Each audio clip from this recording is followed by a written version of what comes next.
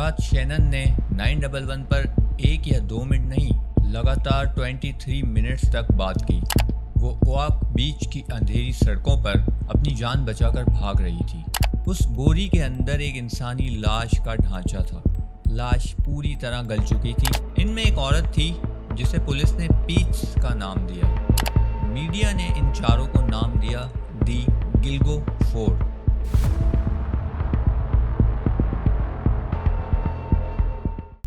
हमारी कहानी का लास्ट पार्ट जो अधूरा रह गया था, यानी कि दी गिलगो 4, तो उसे हम कंटिन्यू करने जा रहे हैं। जिसने ये स्टोरी नहीं सुनी है वो पहले जाकर पार्ट 1 सुन लें, ताकि उन्हें जो है ये स्टोरी पूरी तरीके से समझ आ सके कि इसमें आखिर हुआ क्या था। लिंक जो है वो मैं डिस्क्रिप्शन में ऐड कर दूंगा, तो काइंडली सबसे पहले जाके आप वो पार्ट 1 देखें, देन आकर ये वाली वीडियो कंटिन्यू करें। अदरवाइज़ जो है वो स्टोरी आप लोगों को समझ में नहीं आएगी। तो स्टार्ट करते हैं दी गिलगो 4 का पार्ट 2। एक सीरियल किलर आज़ाद घूम रहा था। लोग डर के मारे अपने घरों से नहीं निकल रहे थे, तो पुलिस ने आखिर उसे पकड़ा क्यों नहीं। और यहाँ इस कहानी में आता है सबसे बुरा ट्विस्ट, पुलिस की नाकामी और करप्शन। उस वक्त के पुलिस चीफ जेम्स बर्क ने FBI की मदद लेने से इनकार कर दिया था।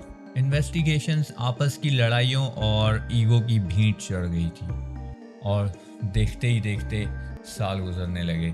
2011, 2012, 2013 और फिर 2016। गिलगो बीच किलर का केस कोल्ड केस बन गया।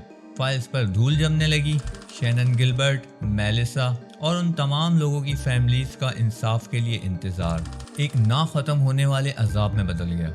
लोगों ने मान लिया था कि शायद वो कातिल मर चुका है, या फिर उसने लोगों को मारना छोड़ दिया है। लेकिन ना वो मरा था और ना उसने अपनी आदत छोड़ी थी। वो तो दिन के उजाले में हमारे और आपके बीच में चल रहा था। वो एक सक्सेसफुल आर्किटेक्ट बनकर बड़े बड़े क्लाइंट्स से मिलता, अपनी बीवी और बच्चों के साथ डिनर करता, और रात के अंधेरे में अपनी डार्क वेब सर्चेज और बर्नर फोन्स के जरिए नए नए शिकार ढूंढता रहता। उसे लगने लगा था कि वो कभी नहीं पकड़ा जाएगा। वो सिस्टम से जीत चुका है। 10 साल तक उसने एक भूत बनकर राज किया। लेकिन 2022 में गिलगो बीच टास्क फोर्स नए सिरे से बनाई गई।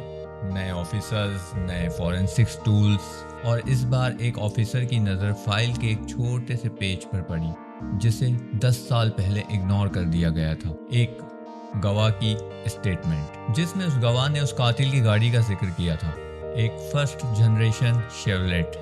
2022, एक नया टास्क फोर्स, एक नई उम्मीद। उन्होंने 10 साल पुरानी फाइल्स को दोबारा से ओपन किया, और तभी एक छोटी सी डिटेल सामने आई। एक विटनेस ने कातिल की गाड़ी देखी थी, एक डार्क ग्रीन फर्स्ट जनरेशन की शेवलेट। जब पुलिस ने इस गाड़ी के रिकॉर्ड्स मासापेक्वा पार्क एरिया में चेक किए तो उन्हें एक नाम मिला, एक ऐसा नाम जिस पर यकीन करना शुरू में किसी के लिए भी बहुत मुश्किल था। वो नाम था रेक्स ह्यूरमैन। रेक्स कोई आम गुंडा या सड़क चाप मुजरिम नहीं था। वो मैनहट्टन, न्यूयॉर्क का बहुत बड़ा और सक्सेसफुल आर्किटेक्ट था। उसकी क्लाइंट्स में अमेरिकन एयरलाइंस और कैथोलिक चैरिटीज़ जैसी बड़ी बड़ी कंपनीज शामिल थी। वो दिन में लाखों डॉलर की बिल्डिंग्स डिज़ाइन करता था, और रात में मासापेक्वा पार्क में अपनी बीवी और 2 बच्चों के साथ एक आम फैमिली मैन की ज़िंदगी गुजारता था। बाहर से देखने में उसकी ज़िंदगी परफेक्ट थी, लेकिन पुलिस को उस पर शक हो गया था। पुलिस ने चुपचाप उस पर नज़र रखना शुरू किया। जब उन्होंने रेक्स के बर्नर फोन्स का डेटा निकाला तो उनके होश उड़ गए।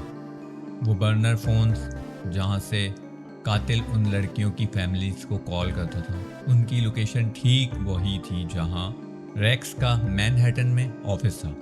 और जब वो घर जाता तो उसके घर के आसपास से वही फोन्स दोबारा ऑन होते थे।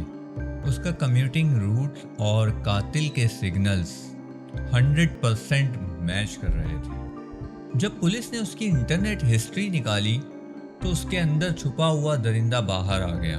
वो अपने ऑफिस के कंप्यूटर से डार्क वेब पर खौफनाक और घिनौनी किस्म की वीडियोस देखता था, और सबसे हैरान कुन बात, वो लगातार सर्च करता था कि क्या गिलगो बीच किलर पकड़ा गया, या फिर पुलिस बर्नर फोन्स को किस तरीके से ट्रैक करती है।